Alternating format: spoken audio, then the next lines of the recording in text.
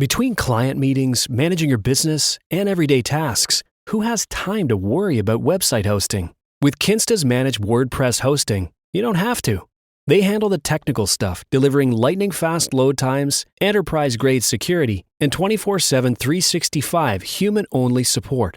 Simply switching to Kinsta could make your site up to 200% faster. Kinsta's custom dashboard makes managing sites easy, with powerful features designed to save you time and effort. Plus, their free expert-led migrations ensure a smooth transition. Ready to see why Kinsta is trusted by thousands of businesses? Get your first month free at kinsta.com. That's KINSTA.com. Kinsta, simply better hosting. Are you feeling overwhelmed by hormonal changes? If you're a woman, you're not alone. With over 1,000 hormone disruptors in our environment, it's no wonder things can feel out of balance. On top of that, natural changes like PMS, menopause, and other life stages can leave you feeling tired, irritable, and trapped in a constant battle with your body. But here's the good news. You don't have to suffer through it. Hormone Harmony by Happy Mammoth is here to help. This herbal formula fine-tunes your hormones, balancing estrogen, testosterone, and even stress hormones like cortisol, which can contribute to weight gain, racing thoughts, poor sleep, and more. With over 40,000 five-star reviews and a bottle selling every 24 seconds, the results speak for themselves. Ready to feel like yourself again? For a limited time, get 15% off your first order at happymammoth.com using code NEXTCHAPTER at checkout. Visit happymammoth.com today and get your old self back naturally.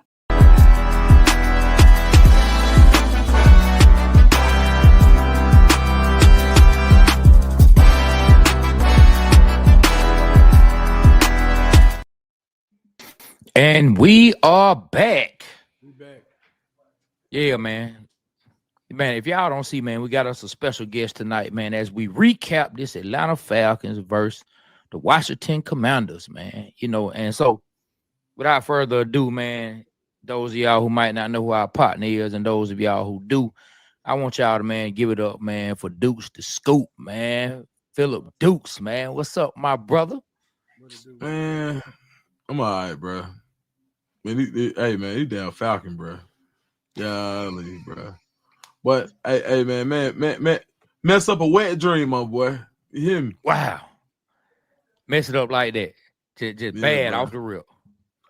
Man, you know what, man? I saw a lot of good tonight. I think the biggest problem with the Falcons, especially for fans like us, is when you see how the game could have been won.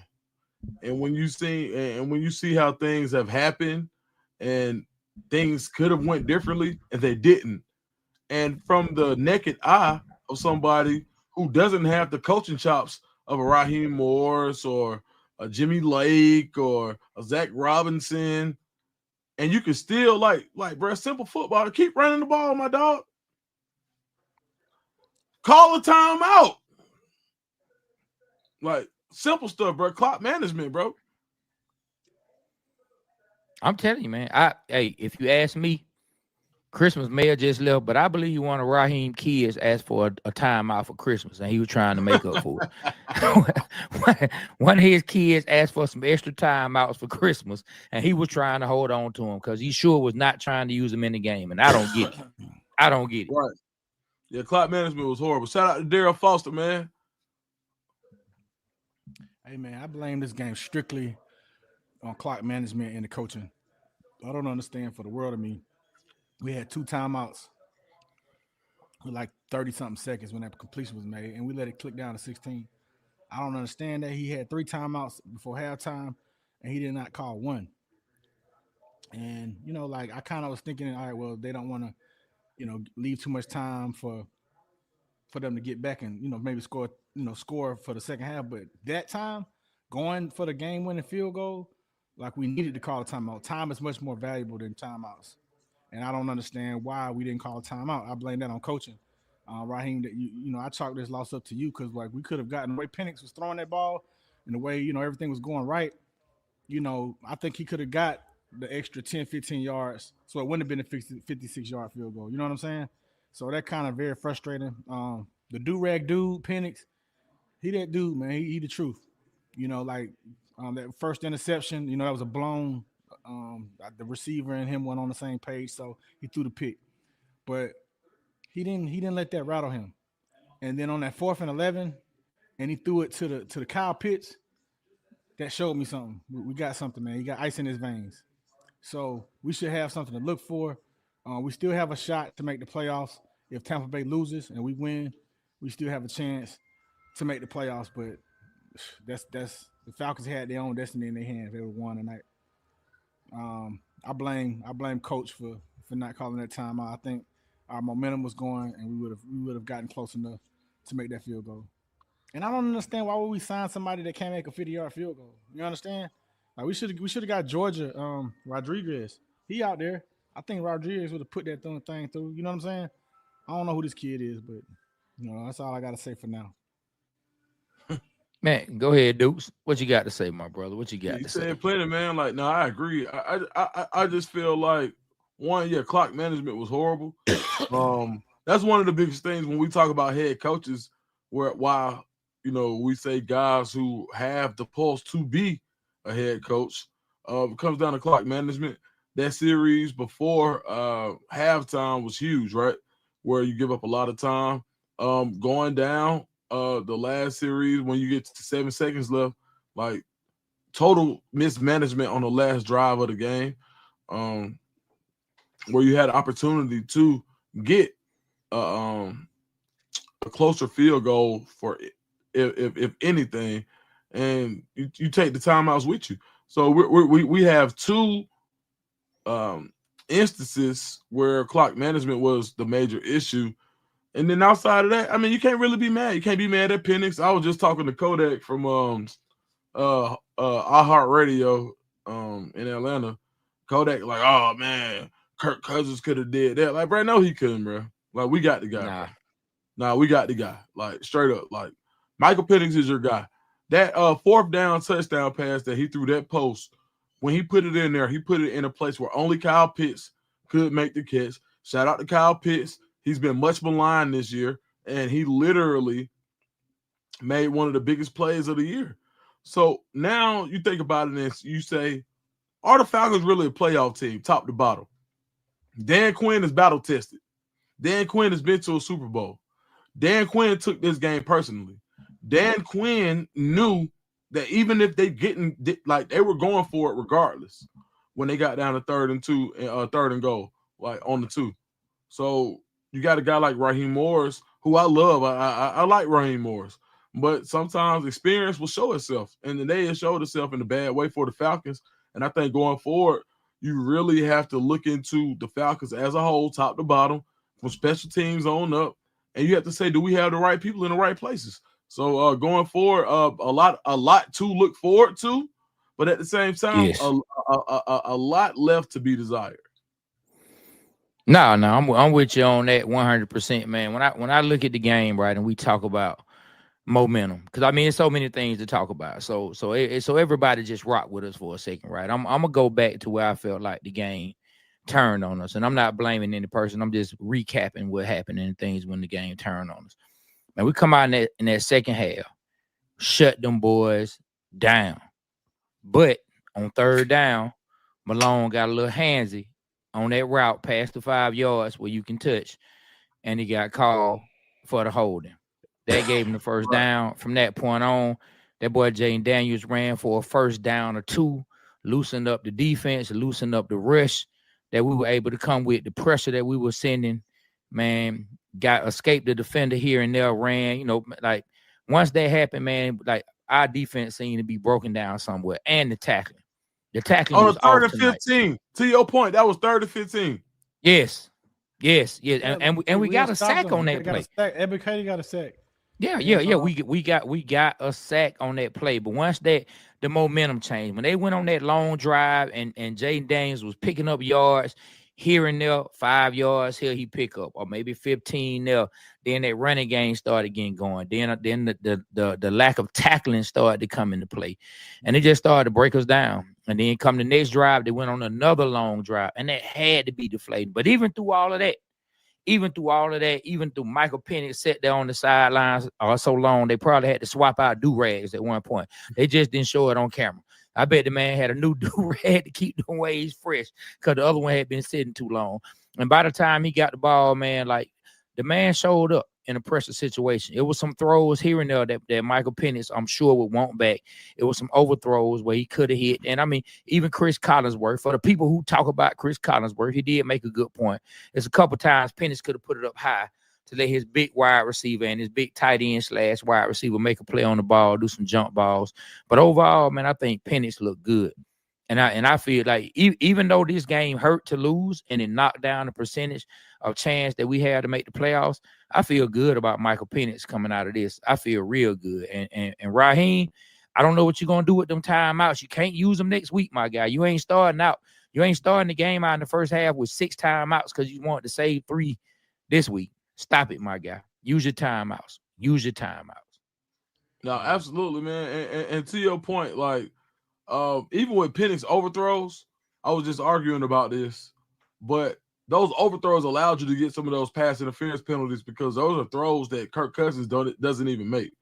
And if Kirk Cousins attempts some of those throws, they're interceptions because they're egregious underthrows. He doesn't have the juice anymore, and it's nothing to. And I love Kirk Cousins as a person. I love what he brought to Atlanta. I love the energy. I love the excitement. But there are some physical limitations that he has that Father Time will put on you. And Michael Penix is younger by far, and you see he has an electric arm. He sits in the pocket in a way where he's not as elusive as Daniels, but he does have a sense of elusivity that allows the defense to kind of play on their heels a little bit because you don't know if he is going to run. And I think going forward, he like that's our guy. And I was mad when they drafted him because I said, why would you pay somebody $100 million and then draft somebody in the first round when you know we need a pass rusher? But I do want to give a shout out to Raheem Morris because since he's after the bye involved himself more in the defense, you've seen way more pass rush, right? So the defense played decent. If you give up, what they give up tonight? 31? 20. What was the final score? 31-24. 31-24. 31. If you give up 24 in regulation, you should win. Yeah. Sorry, guys, man. My family just came in to see me. Happy birthday, man, because 12 o'clock hit. Oh, sorry, everybody. If you see me, if you see me here, smile. Y'all can actually come sing it. Y'all can just sing it now. Like, it's okay. Go ahead. Crank it up one time. The Stevie Wonder version, though. Let's go. Happy birthday to ya. Man, that bitch happy birthday to ya. Happy birthday. Happy birthday to ya. Happy birthday to ya. Hey. Happy birthday. Yeah, thank y'all. I love y'all. Hey, man, y'all send some super chats through, man. Send some from my dog. Babe. Hey, I appreciate y'all giving us a second to just, just take a quick break, man. I just hit a milestone birthday, man. The family came in to see me. Happy birthday. I'm sorry, Dukes, for interrupting, man. They were singing. I know I was sitting here with a crazy looking grin because they were sitting over here singing in silence. But go ahead, jump back in. I'm sorry, my brother. I'm sorry. Thank y'all, everybody who wished me happy birthday. Appreciate that. No. That's it, bro. Like, I feel like I said what I had to say. Well, let me ask you this. What's up? If there was anything the Falcons could have done differently tonight, what would be the top thing on your list to correct in order to become a playoff team? Man, I would have took more risk rushing, blitzing, putting blitzing back. Because every time we blitzed him, he made a like most of the time we blitzed him, he made a mistake, threw a pick on one, got sacked a couple times, So I definitely would. Because you see, just all the quarterbacks that we don't blitz on, they pick us apart. From 2 rookies did it. Drew, Denver quarterback and Bo Nix. Yeah, Bo Nix. We didn't rush him; he just picked us apart. And so, I would definitely put more pressure on the quarterback for sure. And like you said, they have been getting more sacks since the bye week, and I think they got 2 sacks tonight, maybe 3. But man, like Trey said last week, man. Running quarterbacks, man, really You know what, man? We need to get some athletic linebackers. I'm not saying I like dude Ellis and whatever, but we need to get some of them Deion Jones and them fast linebackers that can really catch a running quarterback like that. Because at this rate, it's not gonna happen. Yeah, Smile Monday from Georgia would be perfect, right? Yeah. We need some more speed. We definitely need some more speed at linebacker. Man, boy, what I wouldn't give for a linebacking core that looked like Patrick Willis and Navarro Bowman. Man, boy, what I wouldn't give for a linebacking core that looked like that, man. So bringing pressure, the pressure was really helping us out tonight. Man, but like I said, man, once Daniels got out a little bit, I think it kind of slowed everything down. Like once he escaped one or two, I think it kind of slowed him down. Timeouts would be the biggest in this game, but if I had to say, like, what do the Falcons need to do to become a playoff team? We still need to cut down on just the little penalties here and there. And like, man, and coach got to manage the game better. Like, man, when we doing something and it's becoming a strength, man, let's stick with it. Like, even B. Rich saying, hey, when we have pressure, we causing mistakes.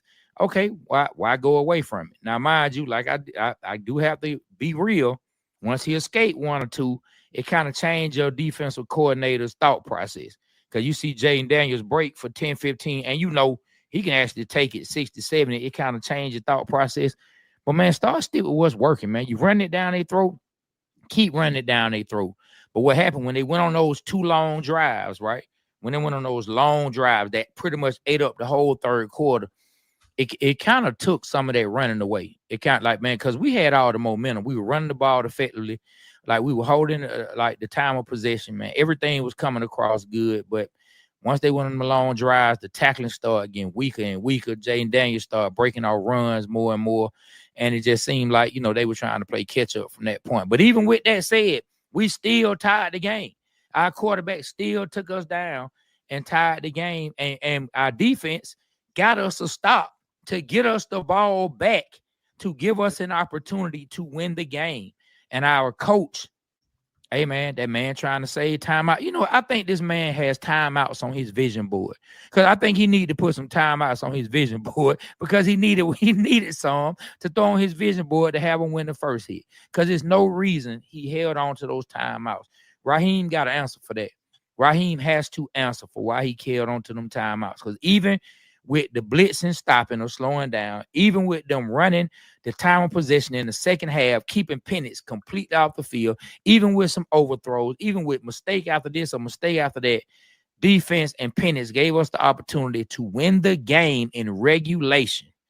And our coach made it to where we got stuck around a 56-yard field goal. And that's unacceptable. Every few yards, it looked like that field goal may have missed by maybe 2, maybe 3 yards. What would another 5 could have done for us? What could another 5 done for us? You know what I want to point out? Man, I didn't realize Judon was that slow. Look, Judon lost a lot of steps, man. Like, I think this is gonna be his last year. He definitely looked slow out there on that field. I think Kirk Cousins could run faster than him. So, I mean, I'm glad you brought that up, because that brings me to my next point. For a team that has a quarterback like Daniels, who's elusive, who can run, who has really good straight line speed, right now in today's iteration of the Falcons, without Troy Anderson, who do you even put in the spot? Like, who do you put in the spot? You can't put Judon in the spot. Linebacker, man. You can't put Lamb in the spot. You can't put Ellis in the spot. You can't put Bertrand. Possibly Bertrand, right? Yeah, they had to. Bertrand was who they kept sending. They kept sending Bertrand when they kept dropping Caden Ellis back, faking like he was gonna rush. They dropped him back, brought Bertrand through the gap, like, because he the only one really with the speed. I kept seeing people say online, "Hey, we got to spy with Ellis. Ellis is a good rusher, like Ellis is, but I don't think Ellis has the speed to hang with a Jaden Daniels, a guy that we have seen can take it 60, 70 yards. Like, that's a lot of speed, man. When you talking football, dog, like, to your point, it's speed and it's agility. When you don't got no hips, bro, like, you can take the fastest guy in the world, but if he don't have hips, he can't open up the gate and get to left or right, right? And what Jaden Daniels was doing the whole time was giving him that same move. I'm running to the right, put his foot in the ground and get left every time. And they were literally just falling down like he was doing like the Monstars when they seen Michael Jordan, bro, in Space Jam.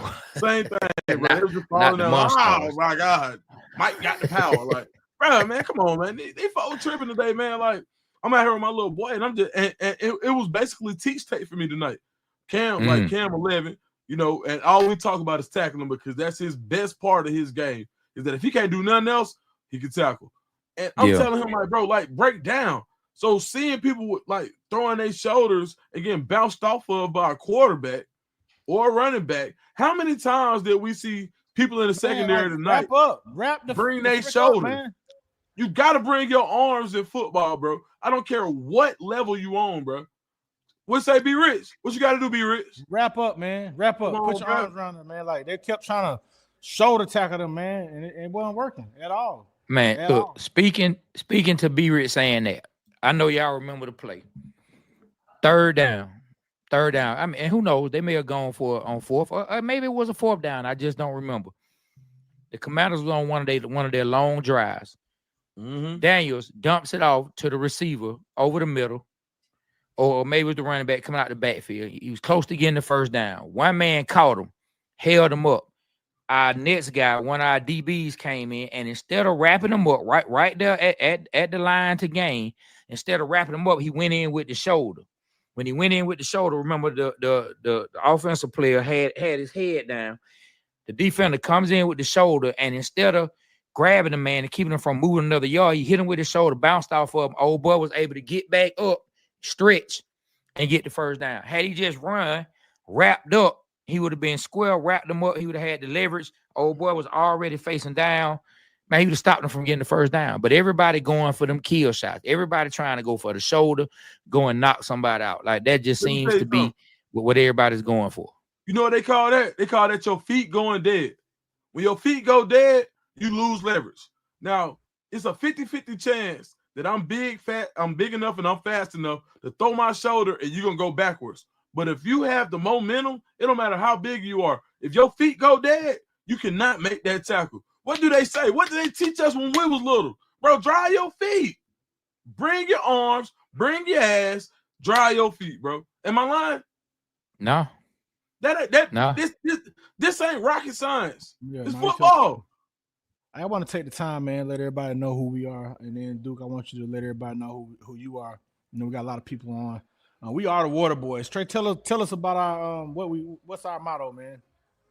Hey, man, we are the Waterboyz Show, man, on with our partner, man, Philip Dukes the Scoop tonight, man. So my name's Trey. That's my partner, B Rich. If you haven't heard of us before, we are the Waterboyz Show. Born and raised in the city of Atlanta. We always say, man, we represent Atlanta because Atlanta represents us. Why do we call ourselves the Waterboyz? Hey, man, we might not be good enough to run around on that pro field, but we pros and Hall of Famers behind this mic. And we know enough about the game where we can talk it. And we close enough to the game where we can talk about what's going on. So if you haven't heard of us, man, rock with us, man. We've been doing a lot of dope things. And for those of us, you know what I'm saying, or those of you that are out there who know about us but haven't heard of my partner Duke, so I'm going to let him tell you who he is, man. This is all family right here on tonight. No, for sure, man. Man, I appreciate it, man. Thank you to the Waterboyz for bringing me on. I consider myself to be an honorary Waterboy. Be Rich and Trey been really good to me. And man, Philip Dukes, Southside Atlanta College Park, formerly of 24/7 Sports, CBS Sports, formerly of On 3. Right now, I'm with Well Off Media. Actually, I got on the Well Off hoodie tonight with Deion Sanders Jr., the pregame network, DNVR Buffs, and also my own channel, independent at Dukes the Scoop on YouTube. Just hit me, but I've been doing college football for the past 2.5 years, and now I'm trying my hat at all sports. So, man, it's just really great, and it's really a blessing to have these brothers who are from the same city I'm from and love to give me an opportunity to come in and rap with y'all, man. So I appreciate it, man. South side to the east side. Hey, do they know what y'all did in music?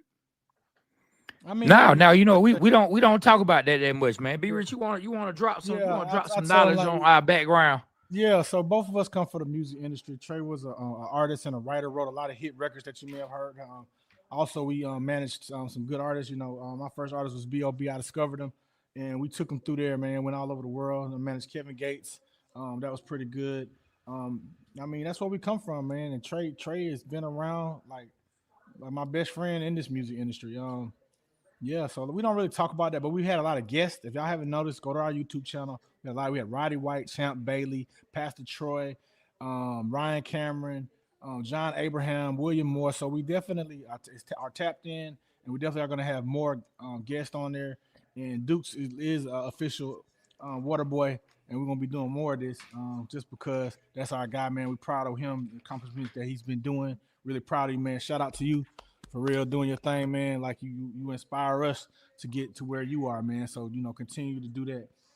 Man, look, I'm gonna give y'all a real story. 2004, Jay's place on the East Side.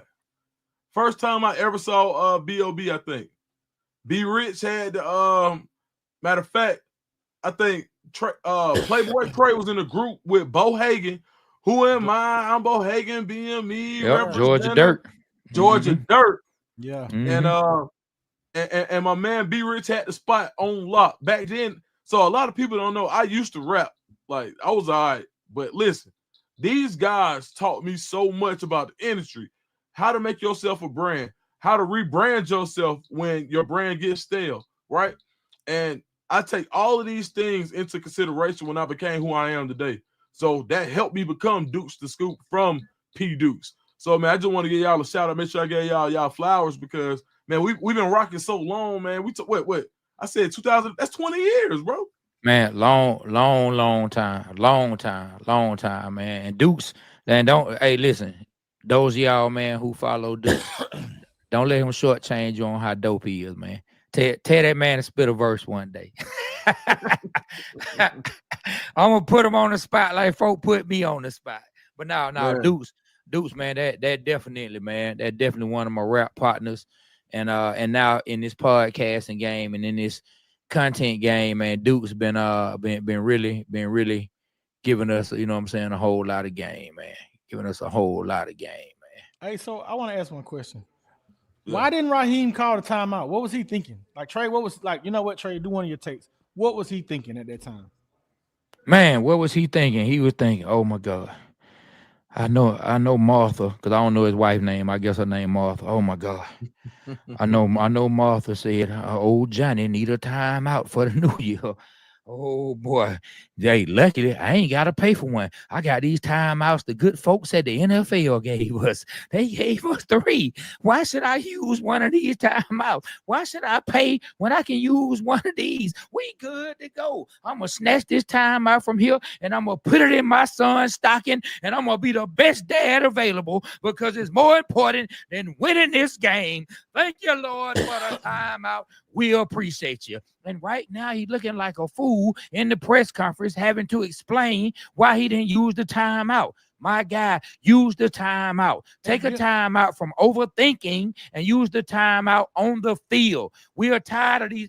That's why I call them the blood pressure birds, because I'm sitting there, I'm minding my own business, I'm drinking water, I'm trying to stay healthy, I'm trying to do my thing and enjoy a night with my wife and kids, and this man don't call a timeout. Blood pressure shoots up through the roof, and next thing you know, the blood pressure birds got my head about to explode because I can't understand why a grown man who at least, I don't care if he's a head coach, if the man at least played a game of Madden, he know to take a darn timeout in that situation, and he didn't take a timeout, and he stood there looking cool. Looking up at the board. Then he looked back down, and he looked back at the board. Ain't nobody got nothing to say to you, coach. You ain't gonna find the answers there. Call a timeout. Yeah. And speaking of the blood pressure birds, if you guys have had a chance to see Trey wear it, that's the link right there to where you can get a shirt. I mean, a hoodie of it. It's very dope, man. I really would like y'all to support us and click the link to 285clothing.com and, you know, get your pick of the dirty bird, the blood pressure birds, as Trey calls them. You know, we love to see y'all support on that. Shoot, where do we go from here, y'all? Like, I mean, we still have a shot, but I mean, is New Orleans gonna beat Tampa? Yeah, where do we go from here, Dukes? What you thinking, my brother? What you thinking? I think this was your playoff game tonight, right? And I said this all day long. Like, if you don't beat Washington Why go to the playoffs? Why mess up your draft seeding, by a couple of picks if you can't go deep in the playoffs?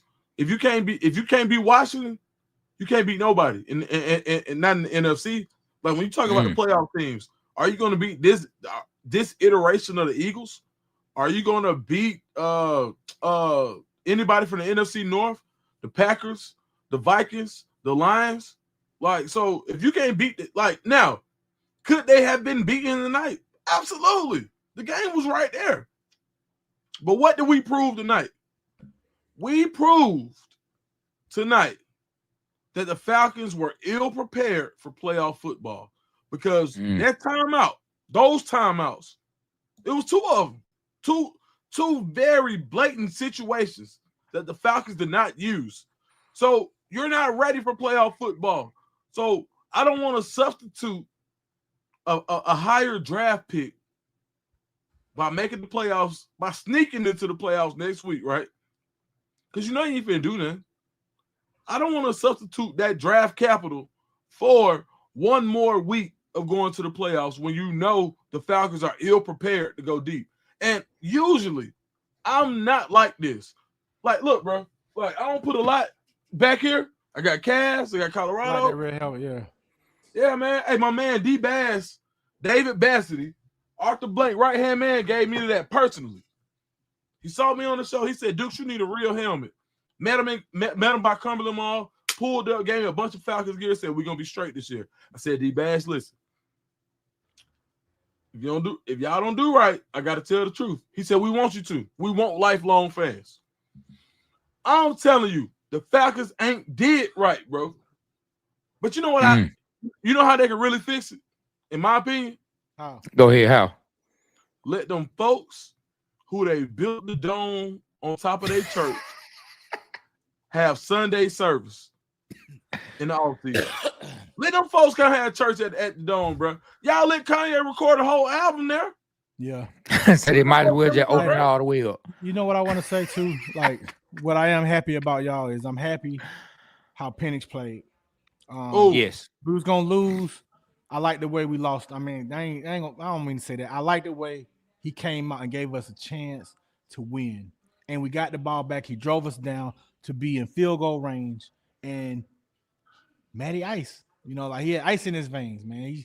He was doing his thing, man. Like, he didn't get rattled. And that right there shows me a lot. I got something to look forward to the next couple years with the Atlanta Falcons and Michael Penix. He wasn't rattled, y'all. He fumbled, picked it up. He threw an interception, came right back out, drove us down for a score. He threw his first touchdown to the person he got his first interception from. Hey, Kyle Pitts, man, that was a great catch. Hopefully that builds your confidence and help you to become the player that you need to be. But yeah, man, Michael Penix, man, you did your thing. You need a 4XL hoodie, man. Click the link, man. Daryl, click the link, man. Click the link. Hey, let me take the opposite side, right? And I agree with you. I agree with you. Trust me. I agree with you. I feel like we have something to look forward to when it comes to Penix. I'm excited about where it can go. But let me take the opposite side, right? Let me take the opposite side of the uncle or the dad or the partner who might be our age, who been watching the Falcons and been watching them lose, who watched the quarterback that they was in love with go to prison, who watched their team blow a Super Bowl, who watched the Cowboys, man, beat the Falcons, you know what I'm saying, in 1980, who watched Dion, who watched them let Dion get away, who watched Brett Favre get traded, who watched all of that. And they say, I don't feel like saying I got something to look forward to. I want something now. Don't talk to me about it, boy. Oh, hey, a week in the hole is only good for a new job started. I need my money now. I need results now. I don't want a week in the hole. I'm coming in to get paid today. So I need the Falcons to pay up and win today. So what do you say for those fans who feel like, man, I'm tired of Blank selling me the next year. I'm tired of the hype videos. I'm tired of all this. I want to see some results on the field. And why not see our guys shine now while growing at the same time? What about those fans? Well, I like to address that. As far as those fans, I want to say it could have been Kirk Cousins. We could have lost him. We have a nasty taste in our mouth right now. We would be like, damn, where we go? We got a chance to see Michael Penix come in and try to save the day. So, you know, he gave us a chance, y'all. We had a field goal. We kicked it. The shit was straight down the line, 4 yards short. I mean, that clock management, we have to blame Coach Morris on that. Hopefully he learns from that, because I didn't understand why he didn't call a timeout. I mean, that would have gave us time to rest. That gave us time to come up with a good play. And that gave the time to just reset. You know what I'm saying? And, you know, do what we do. But, you know, Trey, other than that, man, I don't know what else we can say to them, because, like, I'm upset. But like Duke says now, you know, this draft pick, where do we go at the draft? I said we go all defense. I said we do defensive tackle, defensive end, and linebackers. All defense. I don't think we need anything on offense. Maybe offensive lineman.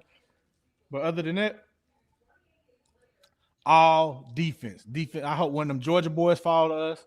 I hope we can get a dope-ass linebacker, man, somebody that can cover sideline to sideline, because we need that. Because in our conference, we got Baker Mayfield who can scramble. We got Bryce Young who can scramble. And who knows? I mean, New Orleans may get a good quarterback. You know what I'm saying? But we definitely – I mean, in the NFL, man, most all the quarterbacks can move around the pocket and get on. And one thing I was impressed about was Michael Penix stay in that pocket. And you got to give your boy Caleb Coleslaw McGarry, man. He did all right the past 2 weeks, Trey.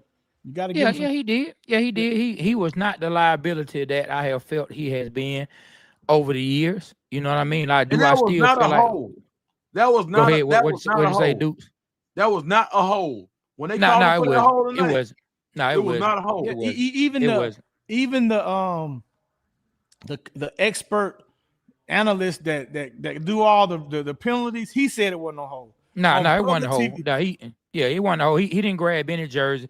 Old boy slipped. Once he slipped, McGarry used his momentum against him, put that hand on top of the back of his shoulder, and was able to just push him down. No hole, no grabbing. Used his momentum against him, man. Old karate move on the O-line. Yeah. Let me ask y'all in the chat. Who do y'all want to see the Atlanta Falcons get in the upcoming NFL draft? Go ahead and put it in the comments. I'll pause some. I'm gonna share of them. All right, Dukes, what you think, man? What Trey said. Like, for real, as far as what, for people who want it right now, I want to take people back to when there's a clip that came out on NFL Network some years ago, the first year of Kyle Shanahan in Atlanta, where him and Matt Ryan were sitting before the Super Bowl season.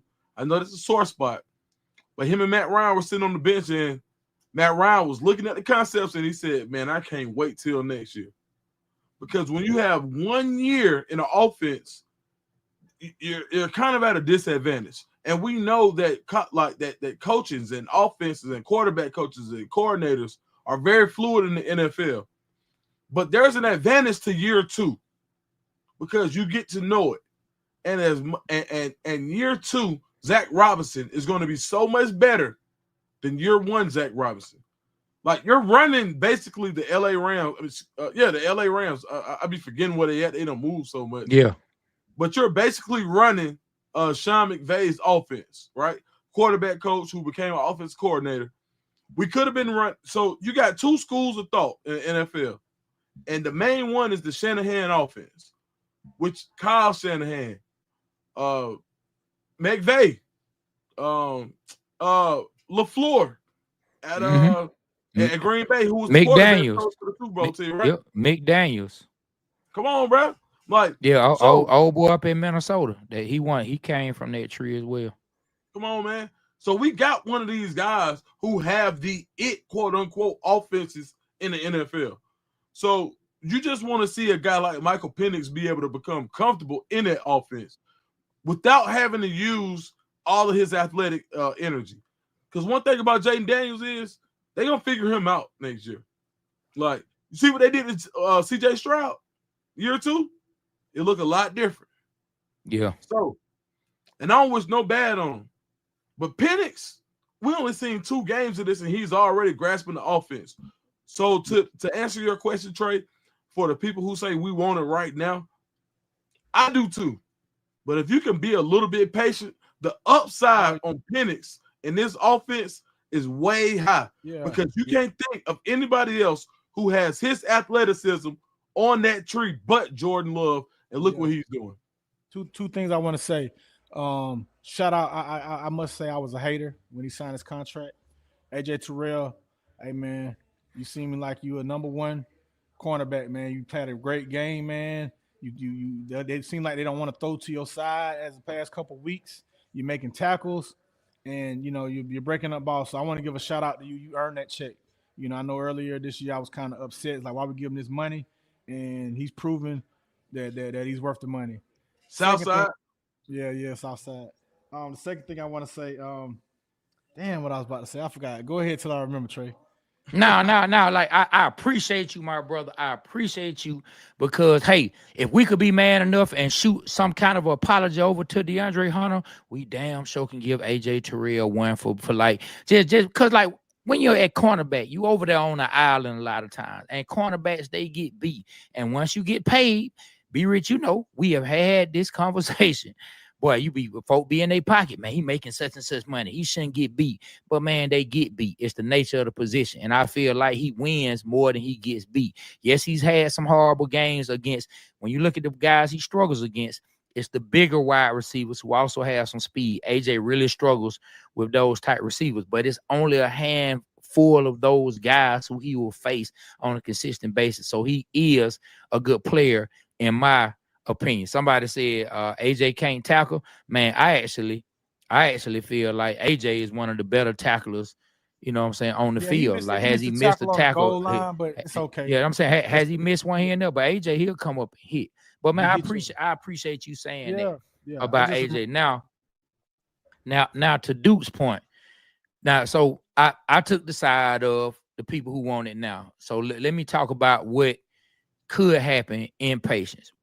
The one thing that we can look forward to if things progress. Number one, the second half of the season, and I'm breaking the season up not by games. When I say first half and second half, I'm talking about before the bye for the Falcons and after the bye. After the bye for the Falcons, if we can bottle that up and bring that into next year and build on that, hey, man, defense looking okay. Whatever Jimmy Lake, Ra, and the staff did, whatever they did, and looking at the defense and getting pressure and starting figuring out how to use Caden Ellis and get those sacks. If they can build on that, man, year 2 for a first-time defensive coordinator in the NFL, because, yes, Jimmy Lake called defenses in college. He was even a head coach for a short time in college in Washington, but he never called defensive plays in the NFL. If year 2 can look more like the second half, which is after the bye for the Falcons, man, we looking like we might have something to look forward to on defense, and especially if they can get more players in who can really, we get a little faster at linebacker, keep Caden Ellis because he definitely makes plays, can get to the quarterback, but get a little faster. I think you're gonna have to find a safety that can replace Simmons because I don't see them re-upping Simmons on another contract. They're gonna have to find a young safety or find someone else who can play next to Jesse Bates. So I think you'll have some in year 2 on him. Now, year 2 on your offensive coordinator, that's where a whole lot of growth is gonna have to come from. First year play caller, period. Like from what I read in his resume, he's never called plays until this year. He's been a part of them. He's been in the meetings. He's seen the concepts, probably helped scout some stuff, probably came with some ideas. Hey, what do you think about this? What do you think about that? But we all know it's a big difference once the moment hits and now you got to react and now you got to plot against and now you got to strategize against in the heat of the moment and react and adjust. And so let's see how he can improve in the offseason. Let's see what he learns about himself that he feels like he can do differently. And let's see what he learns about himself as a play caller now that he has a different quarterback with a little different skill set than the one before. He's not a runner that'll take off, but there is some threat with Michael Penix. You can run the boots. You can get him outside a little more. You know what I mean? So the offense does change some. And I did like that they started out with some play action under center tonight. They had a couple play actions from under center. And I did like that. So those are some things that we can look forward to see how these two coordinators progress. This team reminds me of, I'm not talking about talent-wise, I'm just talking about, things that could happen. It reminds me of Kyle Shanahan's first year with the Falcons and Dan Quinn. And, we start off real good. It's kind of similar like this team, and then we kind of, had a mishap and didn't make the playoffs. The next year, it seemed like everybody bought into the system, believed, and we went to the Super Bowl. We should have won, as everybody know, the 28-3 collapse. I feel like we ain't questioning Zach's calls anymore, like when Kurt was under the cut. You know, I'm not saying like it may be like, why you run there? Why you do this? But like it seems like he's setting things up, and Penix kind of like, you know, is making him look good. So I do see a better, because I ain't gonna lie, like I was really frustrated with Zach when Kurt was under center on a lot of games. This game, I wasn't frustrated with Zach. You know, he got us. Hey, he called us down and put Mike in the right position to score a touchdown. I hated, man. Ooh, the Washington Commanders, they ate up damn near the whole third quarter. We had 3 and out, and then in the fourth quarter, I think they had the ball total in the second half over 16, 17 minutes of NFL time. That right there was crazy. They dinked and dunked us and got us through there, man. And Jay, hey man, I like Jaden, man. I think the Falcons had wanted to, he was like their top quarterback, and then Michael Penix. I liked him, man. I really like him. Man, let me ask Dukes a question. As Dukes threw on the almighty Triple OG brand hat, man. Shout out to the good folks at Triple OG. You know what I'm saying? Lotto and my boy Stacy Lace, man.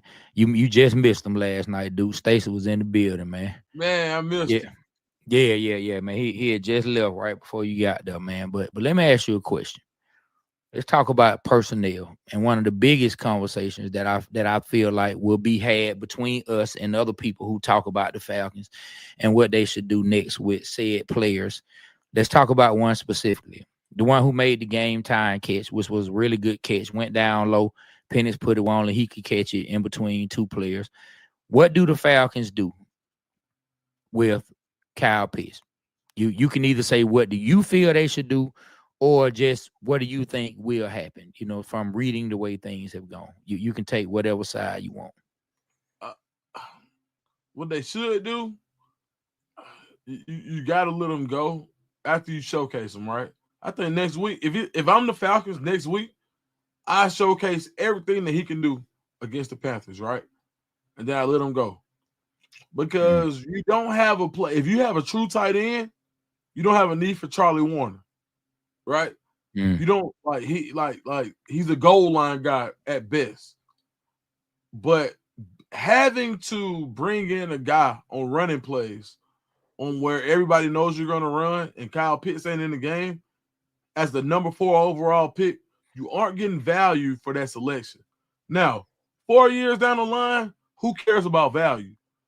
But for what the Falcons put into him and what they will have to put into him going forward, based on the fact that other teams are going to see him as a pass catching threat, I would showcase him and move him out. But what do I think is going to happen? I think the Falcons are going to Falcon, and I think they're going to do what they usually do, which is, yeah, all right, give him a boatload of money. They're going to offer him as much as they can. He ain't played to get a boatload of money though. To me, no, I know. Yeah. I know. I said the Falcons going Falcon. That's what they do. I say Kyle Penix needs to put more effort in there, man. Like Kyle Pitts. Yeah, I think what I said. Kyle Penix. Yeah, man. But don't speak that on our boy. Don't speak that on the do-rag, dude. I think he needs to he ain't giving out the effort. I feel like we could have kept Janu for that. You know, he with Miami now. He had like 76 catches this year. We could have kept him. You know why he has 76 catches? Because Mike McDaniel understands, right? I got a tight end that runs a 4.5 40 even at his age. I need to use him. And he puts him in positions to be successful, right? Yes. When you got a mismatched guy, you put him in positions to be successful. The Falcons offense, when you look at the Rams offense, go look at it. Who is the tight end that's successful from the Rams? That's your offense. That's what you're running. Tyler Higbee. So the current iteration of the Falcons offense isn't predicated on having a guy at tight end who can go for 1,300 yards as a mismatch. You need a guy who, when they run outside zone, is a threat to block and clean up your tight end. And Yeah. there's not a linebacker in the league scared of Kyle Pitts. Yeah. That's the difference. Man, Diana said, Duke, you all right. The Falcons going Falcons. Shout out to Diana, man. That's one of my wife friends. Shout out to Diana, man. We appreciate you always coming through, showing love to us. She said the Falcons going Falcon, man. It's it's frustrating because I never want to become like, I'm just gonna speak about my personal experience with the Falcons, right? I have always tried my best not to become a fan that would get so frustrated with the Falcons to where I started to talk negatively about the Falcons. But man, I'm telling you, like it just seems to be things that happen again and again that I still might not talk negatively about them, but I start to understand why certain people be frustrated about it. I started to understand why my daddy laughed when it comes to the Falcons. My dad's 79. We talk about the Falcons, he just busts out laugh. All right, yeah, well, I hear you, son. You know what I'm saying? He just busts out laugh. Yeah, the Falcons gonna do. I hear you, son. You know what I mean? I understand it now because it's just some of the things, like even with the Kirk Cousins thing, like we understand they took a big swing. They took a big swing. They did not want to be without a quarterback. Arthur Blank was feeling quarterback broke, and he said, I'll never be quarterback broke again. Pay for one and then draft one and make sure I got a quarterback. I'm never going through DeMarcus Mariota, Desmond Ridder. I'm not playing that game again, my guy. I don't want to be quarterback broke. So I understand they took a big swing and they were hoping it was going to work out, but it didn't. Everybody else around the league, everybody else in the media, even folks that were pissing me off to him down our Atlanta Falcons, they said it wouldn't work out. And essentially, we paid 14 games, $100 million for 14 games. And a broke Achilles. And yes, I know it ain't broke, but I'm saying that because that's what we call it. It's broke. I don't want to hear nothing about a ruptured or torn Achilles. And so the Falcons, in a lot of situations, man, the Falcons, they end up falconing. Who holds on to timeouts like that, my guy? Like who? Like Raw. What? Why you holding on to timeout? Like we gonna keep talking about this because you need to answer why you held on to them timeouts. And I don't want to hear no stats off of losers. Holding on to timeouts off of losers. That's what's for losers. Holding on to imaginary timeouts that you can't take nowhere with you. It ain't like they tangible, like you get a VIP card for, hey, man, this guy had the most timeouts. Hey, let's just bring him in, give him a suite on us. You ain't finna get none of that, right? Why you holding on to the timeout? And it just further adds to the feeling of what Duke said, and it make you feel like the Falcons gone Falcon, and it's frustrating. It's frustrating because here we are about to end another season, and these blood pressure birds got you feeling a certain kind of way. And when the combine roll around, we're going to see some dudes run around in shorts, and we're going to get hyped up again because we're going to go to YouTube and watch all their highlights, and we're going to be excited. And when the draft comes, we're going to be excited again, and the cycle starts all over. But at some point, we got to get this thing back rolling, man. We haven't been to the playoffs since 2017. Since 2017. Hey, Trey, I want to make one point about Kyle Pitts. So a lot of people saying, like, he got one more year here, but he's eligible to be re-signed, right? Or you can extend him now. And if you don't extend him, he becomes a free agent next year, regardless of what type of season he has. So the Falcons are at the spot where they say, do we want to keep you long term, or are we going to let you go? And I think that's the question. So let me ask y'all this. Trey, Rich, be Rich. Do you sign him to that long-term tender, or do you let him go? Talking about Kyle Pitts. Let's go be Rich first. You on mute, B. You're on mute. Some kind of way you muted yourself. Oh, I don't want to see Kyle Pitts go somewhere else and ball out because he's still a young player. You saw tonight he made the game-winning catch. I don't want to break the bank for him. I do want to, have some hope and see what's up. If we could trade him and Tyler Algier for Brock Bowers, man, I'm all for that. But that ain't happening. You know what I'm saying? But that's what I would like to see. But I know I'd be going in on Kyle. I still got belief in him. I think what pisses everybody off is how he just seemed to be loafing out there, and that can be fixed. with the right coaching and the right, he set his mind and the right attitude, I think that could be fixed. And maybe he's still hurt, bro. I don't know. I don't know what's going on because his rookie year, we ain't see that. His rookie year, we ain't see none of that. It seemed like ever since he hurt himself, he just seemed like he take plays off. And I don't know if that's due to an injury. I don't know if that's just due to his psyche or whatever. But what I didn't like what he did was when Penix took over, he said, I just work here. That right there kind of rubbed me the wrong way. So we'll see, man. We gave up a fourth. We drafted him 4th overall, dudes. We could have got the Chase, man. Jamar Chase the next pick. There's something then. With the next pick. That's and so I don't want to concede that this is just the bust, man. I want to see. Hey, you know what made me mad about that, bro? So we all saw what happened with Jamar Chase and AJ Terrell in that championship game. And you still draft Kyle Pitts. That was crazy to me. Dudes, let me tell you. I was having this discussion in the barbershop. Not about Kyle Pitts or Chase, but we were having a discussion about Chase, about dope pass catchers. And everybody that year, for whatever reason, in the shop that I go to, they were down on Chase. And I said, bro, it's only because he stayed out the COVID year. Like, we were just getting back into the shop. I'm saying it's only because he stayed out the COVID year. I said he ain't forgot how to play. It was just 2 seasons ago that he was busting folk across the head out there on the field. Like, man, him and Burrow were killing it. I said, so what? He stayed out the COVID year. Everybody, you think he done forgot because he stayed out a year of football? You talking about a 19, 20-year-old missing a year of football? How is that hurting him? How is that hurting him? He ain't gonna do nothing but come back stronger, and he gonna come back fresher. Nah, man, I don't know, man. Like, yeah, man, but I mean, he ain't played a year.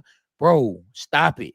And the Falcons should have been able to see that. Yeah, he might have stayed off a year, but like you said, the last game he played was a game he was busting folks across the head in an LSU uniform for a national championship.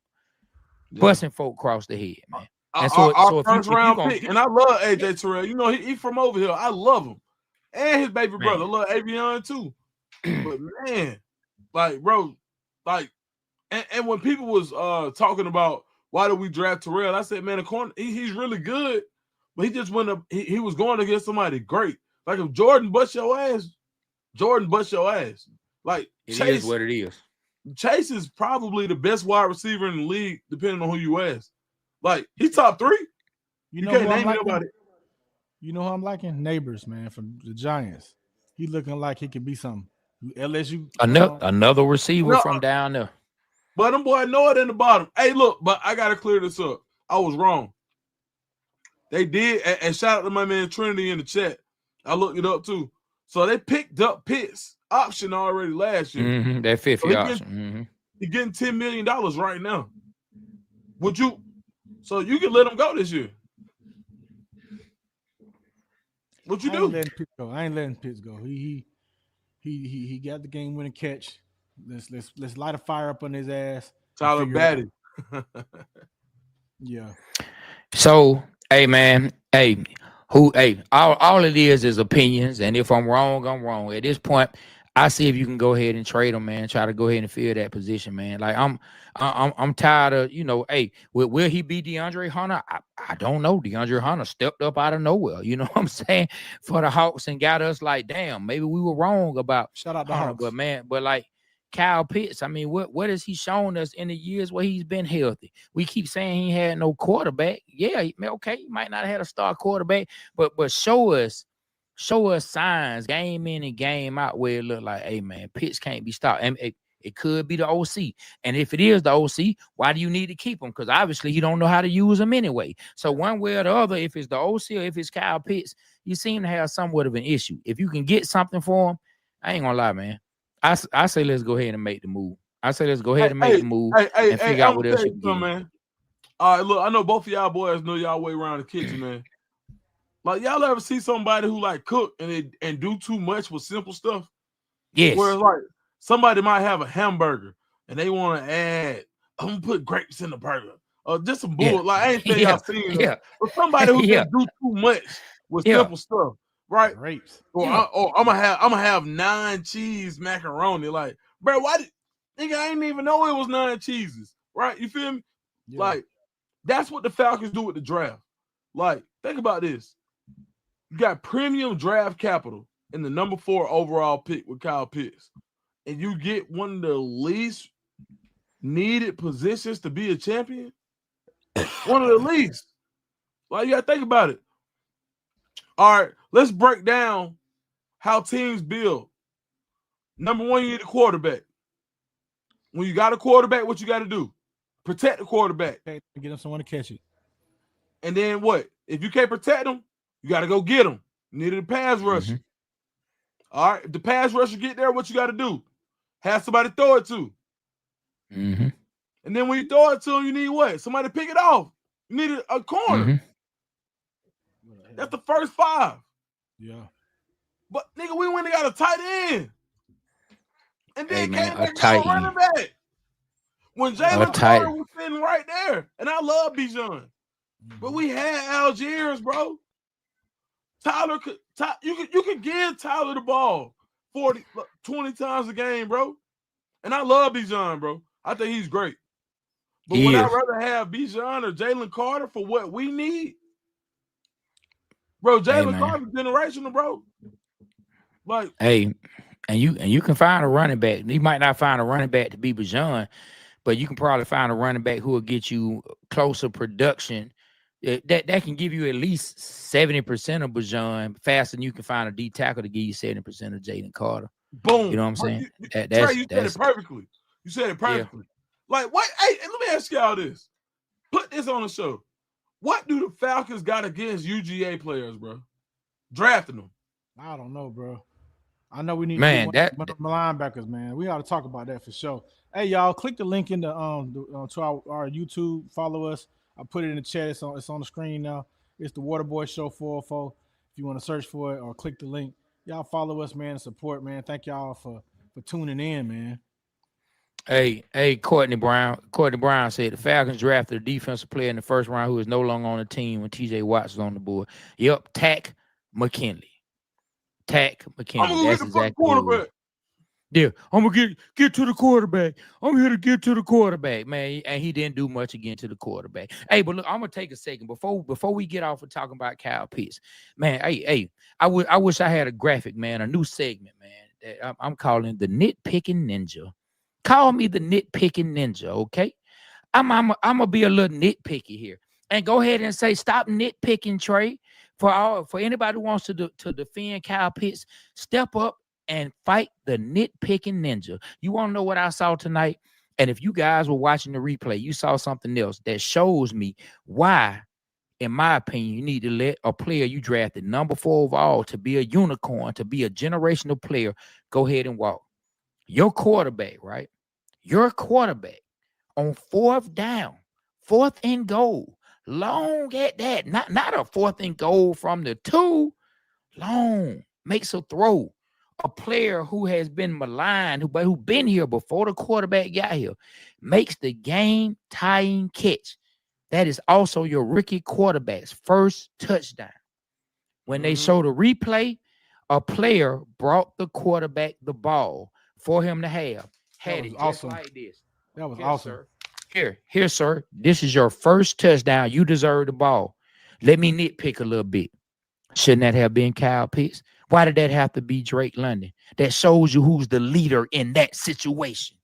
If you ask me, that shows you who's the leader in that wide receiving room, in that pass catching room. Man, Kyle Pitts caught the touchdown. It should have been bam. Hey, first touchdown, and we just tied the game. We just tied the game, my nigga. Let's celebrate. Way to go, boy. Good throw.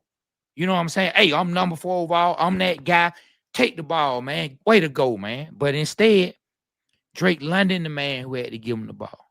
That was awesome. When I saw that. Now, that might be something most people ain't even thought of. And people can say I'm nitpicking, but this is the Nitpicking Ninja segment. Tell me I'm nitpicking. But that shows you, in my opinion, who is a leader in that pass catching room. That shows me who the leader is. Yeah. Man, listen. Because that I should have knew been Drake. Kyle Pitts. Like, am I tripping? Am I tripping? Nah, you're not Drake, tripping. you ain't tripping. I knew Drake London was strong when he came to Atlanta with a DL chain. I know he can handle anything. You feel me? Like Yeah. that man ain't tripping, bro. Like he knew what was going on. Kyle Pitts, in my opinion, ain't that guy. So you ain't tripping, bro, because that's what you would want from a guy drafted number 4 overall. You just don't want the guy with the production on the field. You want somebody off the field who commands respect. What you think, B. Rich? Nah, I agree 100% with y'all, man. Like, when I saw Drake London hand him the ball like that, man, that was the most humbling, joyous thing I saw. Being a Falcon fan, I want Drake London to be here forever, man. Hey, and James Miller, no, it wasn't a doubt on who the leader is. It's just further confirmation that okay, this guy here, he's not a leader, because that should have been him. Yeah, I caught the ball. It's a great moment. We tied the game. Man, let me make sure I get up and give him this ball. Yeah. You know what I'm saying? Like it should have been second nature, just like that. Man, you know what? But it's like back in the day when they used to say, act like you've been there before. He ain't been there enough. Yeah. He don't get it. You know what I mean? Like, Yeah. he was so happy to make. He probably couldn't believe he made the catch. Like, I don't see Kyle Pitts as the guy to take you to the next level. Now, I hope he is, because I feel like the Falcons are going to invest in him. But to your point, that's what on the nitpicky part. Nitpicking. No, he's not the guy that you want. Like he's not that guy who's gonna provide that nitpick for you. He ain't. It ain't him. He's almost so nonchalant, it almost hurt. If that makes sense. Yeah. Hey, so it's funny how irony works, man. We're gonna be rooting for the New Orleans Saints. You think the Saints and the Saints fans are gonna want to win this game to help the Atlanta Falcons get in the playoffs? Or you think what's going through everybody's mind? I mean, it can't happen. They lost to the Cowboys. There's a lot of pressure on the Bucks. A lot of pressure. It's a lot of pressure on us going against Carolina. Bryce Young's looking good out there. You know what I'm saying? Who knows? We have problems with scrambling quarterbacks. Okay. I'm gonna say this.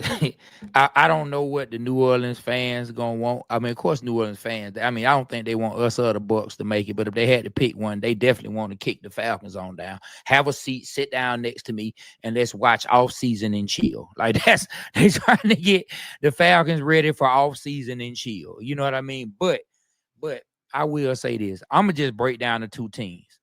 I won't get into who wants who to win. Let's just talk about, I ain't gonna say let's, I'm gonna just talk myself about who is better suited for the playoffs. And if you ask me, hey man, I love my team. I love the Falcons, but the Bucks look like a team that's better suited for the playoffs. They got a running game just like we do. I love that little rookie they got. Little number 7. Boy, that boy run that rock. Yeah, he run that rock. You know what I'm saying? That boy run that rock. The defense. Yeah, man, they still got a good defense. To me, they got I don't know what y'all think, but they still got a Hall of Fame wide receiver in Mike Evans. Yes, I think Mike Evans will make it to the Hall of Fame. I think he should. I think one day he'll be and they got a quarterback that can, but when he gets hot, when he has just one of them bad games, he just has a bad game, but he can get hot. And I believe Baker Mayfield has some dog in him. I really do. I believe Baker Mayfield has some dog in him. And I respect the coach. So I think the Bucks, as much as it hurts me to say it, I think the Bucks are a better suited playoff team than the Atlanta Falcons at this point in time. You know what I mean? They're not perfect, just like the Falcons not perfect. The Bucks not perfect. I just think they have a little more going for them than our Falcons team does right now. That's just my opinion, and it hurts me to say that because we whooped their butts. I went down to Tampa to the game. Sat in the stands, boy, I felt good when we won. I was at the overtime game here in Atlanta, but I think overall, they're a team that's better suited for the playoffs than the Falcons are. Yeah, for sure. Hey man, we could have easily lost 4 games this year.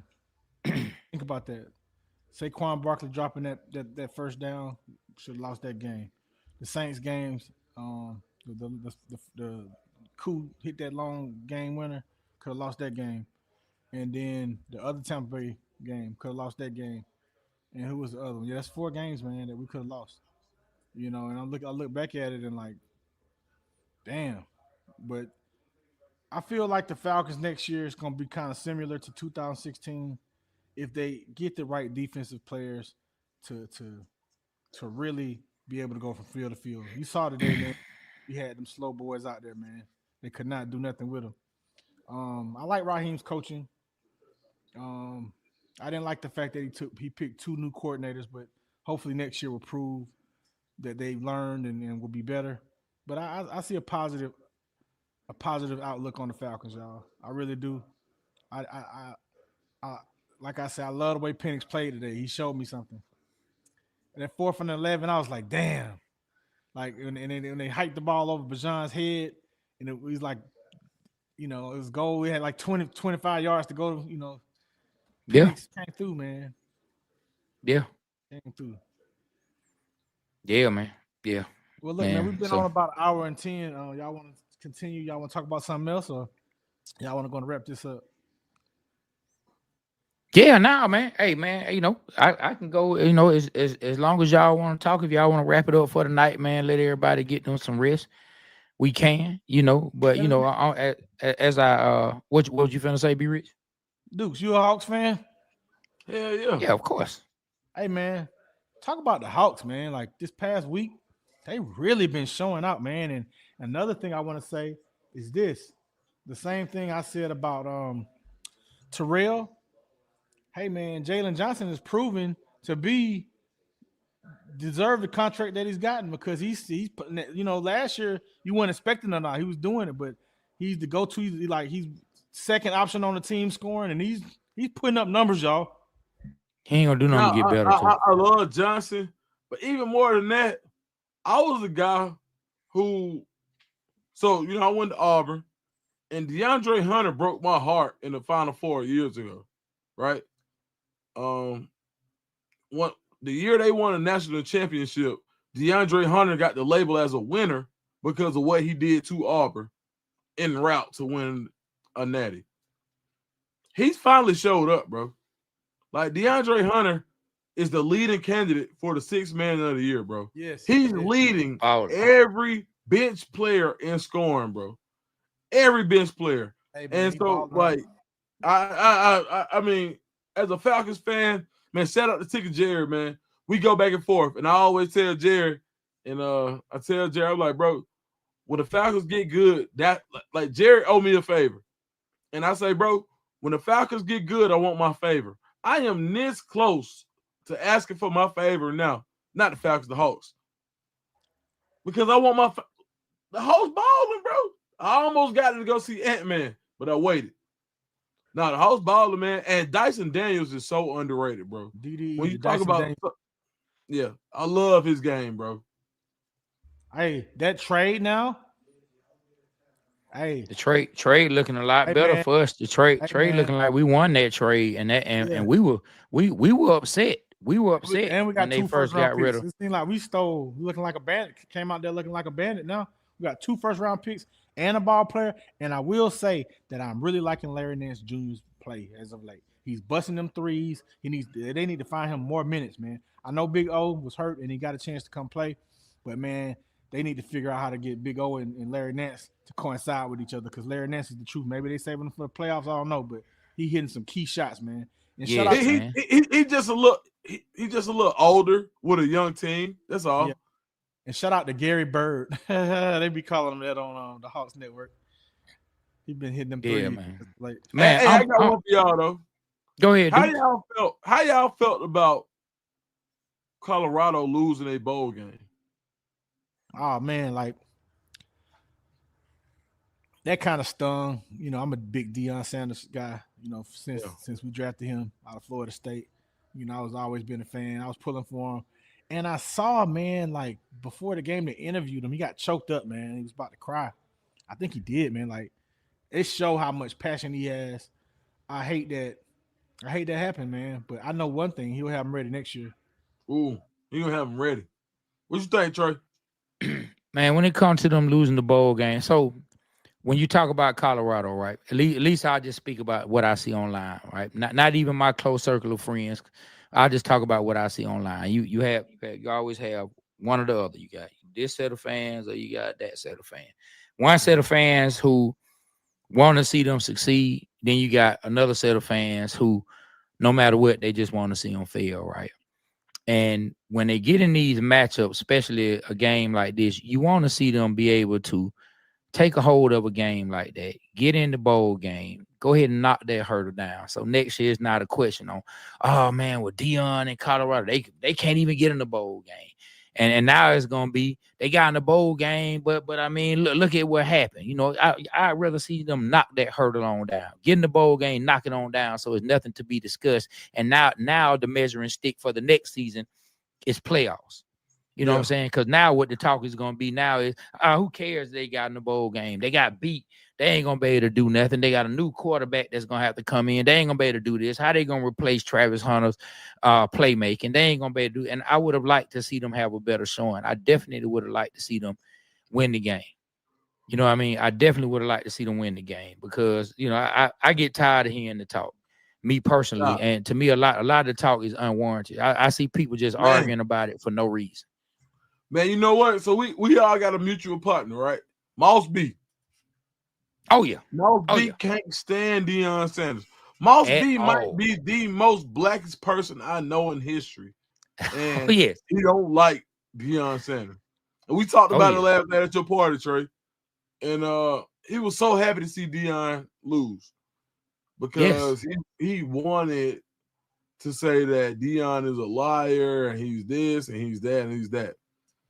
But for the haters, I'm going to say this, and for you, Moss B, and you know I love you like a brother, but for you, Moss B, dog, do you not understand that Colorado has set themselves up for success? They was playing with house money when they won 6. Nobody had them winning 9, bro. Do you know how many folks, how many pundits made jokes about the quote-unquote Louis luggage? They was like, oh, that Louis luggage must be some Jan sport. Paul Feinbaum, my dog. Y'all been on Feinbaum a few times.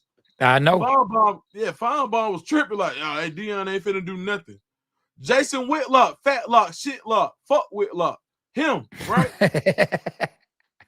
Whitlock, man, said that man was gonna win three games.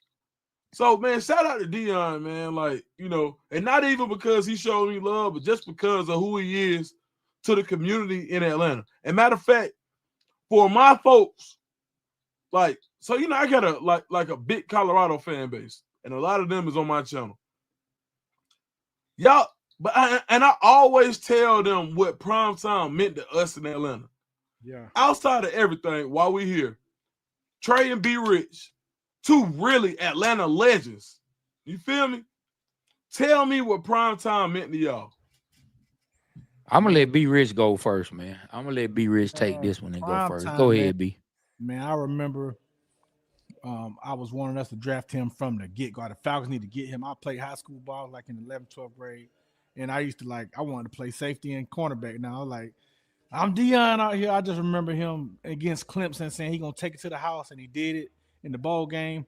I think it was a bowl game. He took it to the house and won a touchdown, and just from then on, man, I just wanted him. And then the way he came into Atlanta, man, with all the jewelry on, and he's talking about it's gonna be a lot of O's in his alphabet suit, and this and that, talking about how much money he was gonna get, and then just to come see him the first game, man, he took the second punt return back for a touchdown, man. That ish was awesome, bro.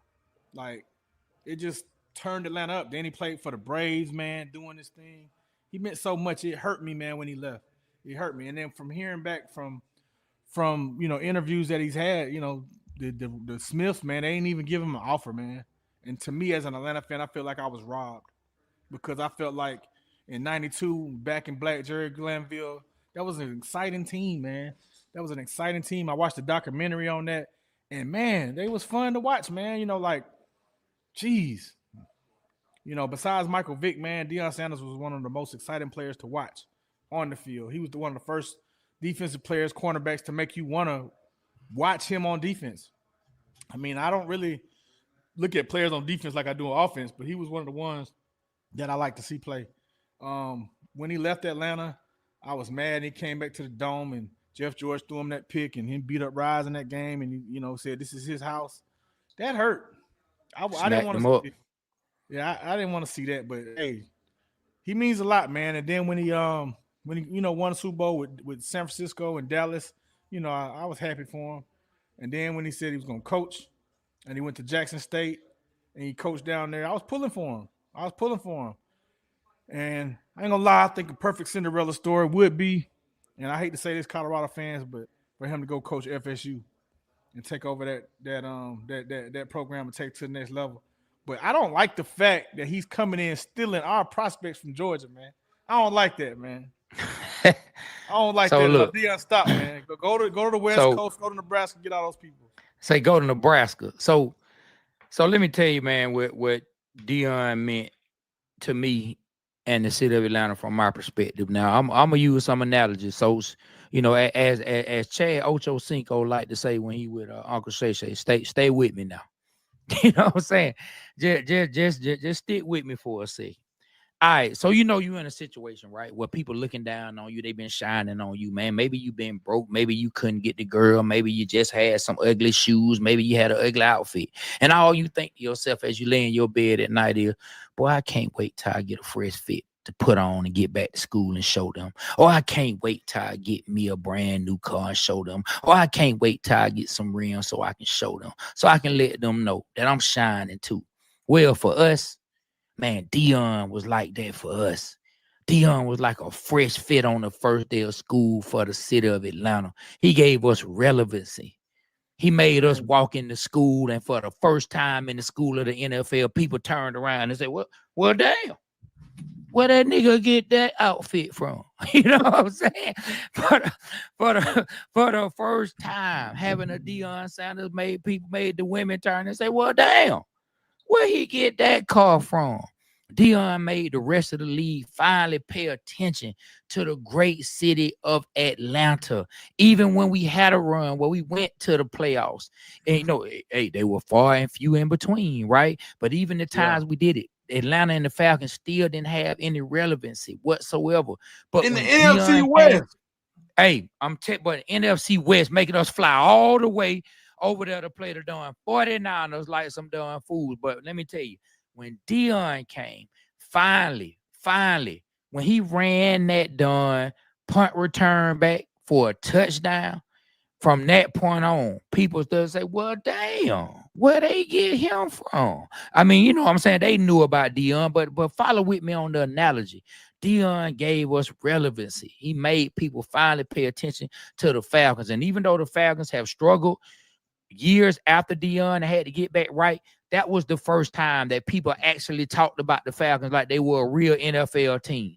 That was the first time like they spoke about the Atlanta Falcons like they were a real team that you could even discuss without getting a bad taste in your mouth. The only pro team that's born, raised, started, and founded in the city of Atlanta, did not move from another city, came right here, was born in Atlanta. The Atlanta Falcons. Deion made people pay attention to the Atlanta Falcons. You know what I'm saying? Hey, that fresh fit on the first day of school. Y'all gonna know my name when I walk up in here today. Deion gave us that in the NFL. Man, Trey, but you went crazy. Go ahead, be rich.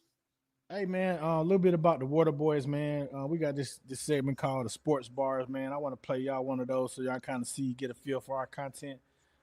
That's something that Trey does. He kind of like Ron. He's a rapper. I used to manage him, and he kind of like he's a creator, and he kind of put that into our podcast. Let me play y'all one that he did against I say Alabama. All you Alabama fans, I'm gonna play this, and all you UJ Bulldog fans, I think you're gonna love this. There was an elephant who was a killer that fought a dog as tough as they come. Let me tell y'all about the day the Georgia Bulldogs finally won. Yeah. The season was 21, and our defense was a beast. Jordan Davis and them boys were knocking QBs out of their cleats. I'm talking boom, bam, bow. like Batman in his prime. Stop them dogs in the red and black. You out of your Mickey Ficky mind. The whole jungle came to witness who the champ was gonna be. Can Kirby Smart ever be Saban? Is all the posts that I would see. The first half, the score was low. 9-6, it had me stressed. I was taking shots of that to get that anxiety off my chest. I mean, the dogs were kind of shaky, especially when Stetson fumbled. Then all of a sudden, you heard the drums in heaven rumble. Touchdown after touchdown. The Lord was shining on them boys. Yeah. When Ringo made that pick six, you heard the whole state make noise. So that elephant, who was a killer, lost to that dog as tough as they come. One of the greatest days in Georgia history. The day them Bulldogs finally won. Yeah, man. Hey, That's man. something we call sports bars. That if you go to our Instagram and Facebook and TikTok, we put that out. It's content that we do. Very creative, man. So shouts out to Trey, shouts out to us, the Waterboyz, shouts out to Pete Dukes, man. Yeah. So if you ever want the content, some good content, man, check our page out, man. Yeah, man. Yeah, boy, you done switched it up again. That's boy through the College Park. I had to get my one from Atlantic brand. College Park, made. They do it in every hood. Every hood in Atlanta, they do it. And wherever you from, they do it, man. Make sure you check out the Atlantic brand for sure. And Trey, man, let me tell you something. What's up? Trey. One of the most talented people I've ever met in my life. Am I right, B Rich? For sure. Trey, I appreciate it. Come on, Trey, dog. Yeah, man. If y'all don't know it, today is his birthday. He just turned his birthday. Just 12 o'clock tonight, man. His birthday just hit, man. He had a good birthday party last night. I went to it. Mm-hmm. You was there? Yeah, I came. Okay, I must have missed you. Yeah, you did. Yeah, man. It was an amazing birthday party, man. Really enjoyed it, man.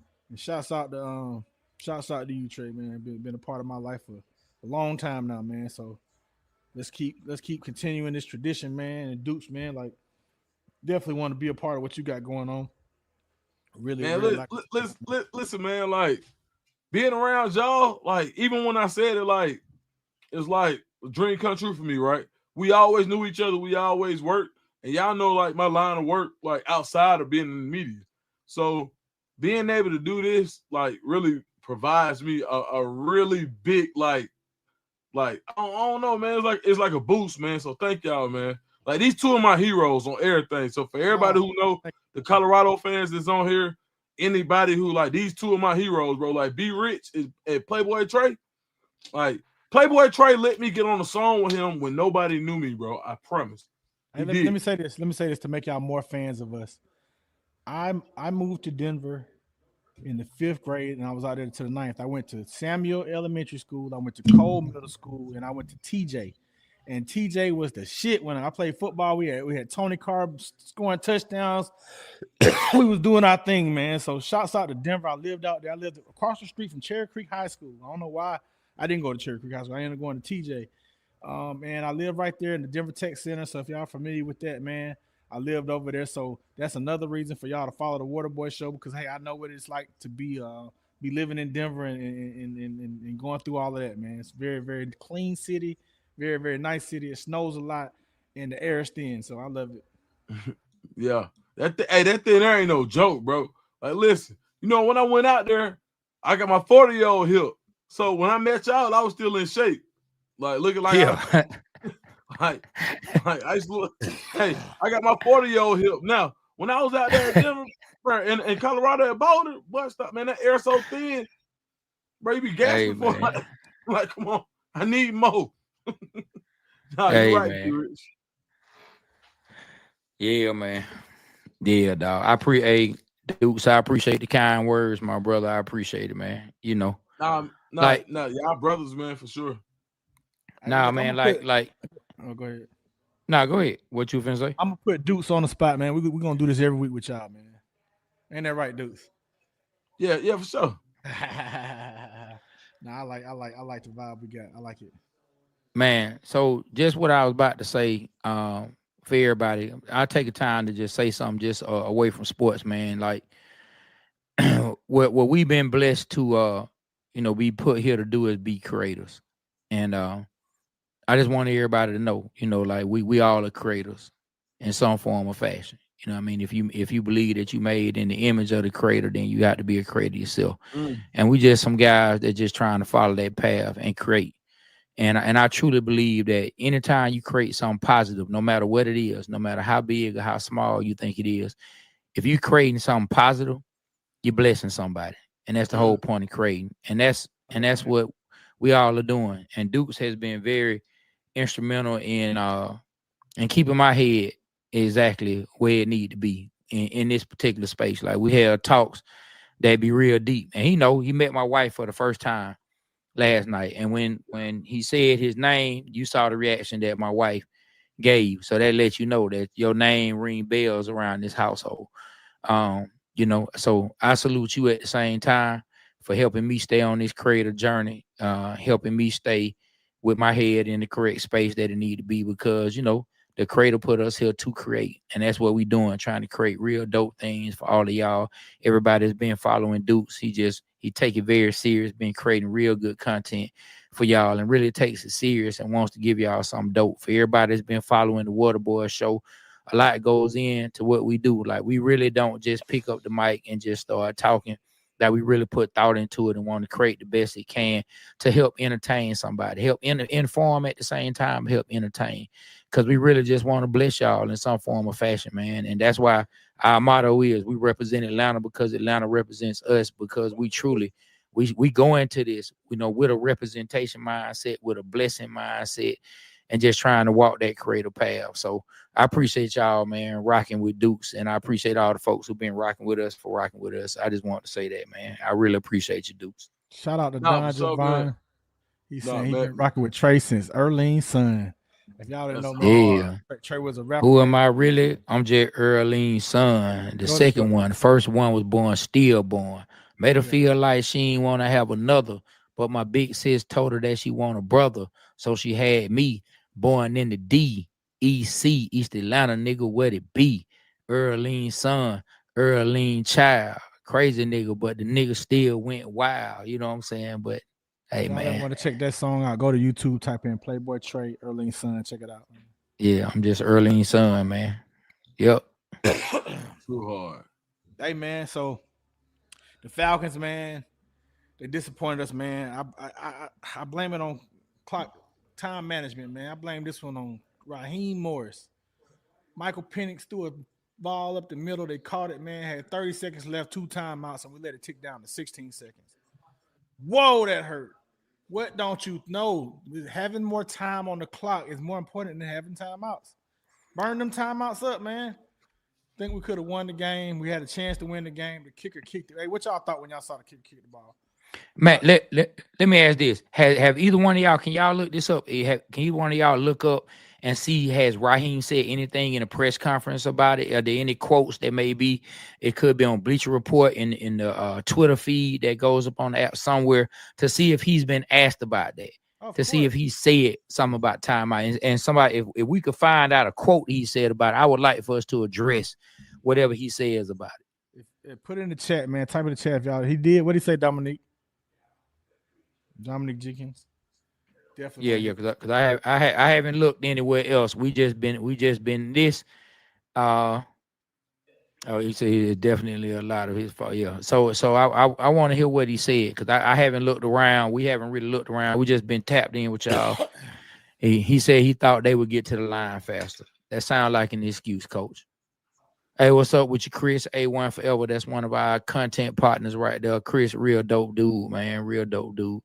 But yeah, man, he said he thought they'd get to the line faster, man. Come on, Coach Raw. Come on. Why you want to put that in your come on, don't put that on your players. Go ahead and call the timeout, my guy. Call the timeout, man. Get them right, man. You got a first-time play caller, man. Like time ticking, dog. Time is of the essence, man. Every second counts. You got a rookie quarterback. You don't want to put him in any more stressful situation. Every second you take away from him is adding another second of stress on that man. You know what I'm saying? Like dude said, it's that easy. It's that easy. It's that easy. It's that easy. And it's just the truth. every second that you take away from your young quarterback and your young play caller, you add another second of stress on them in an already stressful situation.